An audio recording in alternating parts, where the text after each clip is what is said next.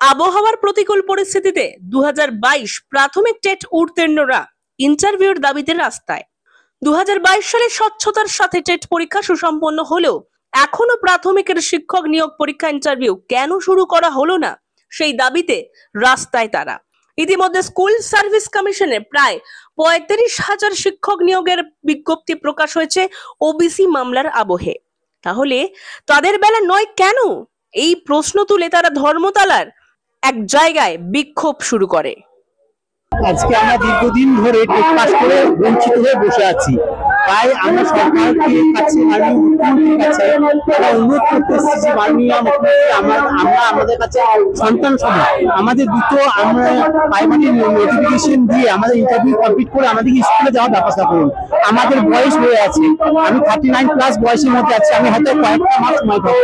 তাই মুখ্যমন্ত্রীর কাছে অনুরোধ যে আমি আমাদের নোটিফিকেশন দিয়ে আমার স্কুলে যাওয়ার ব্যবস্থা করুন।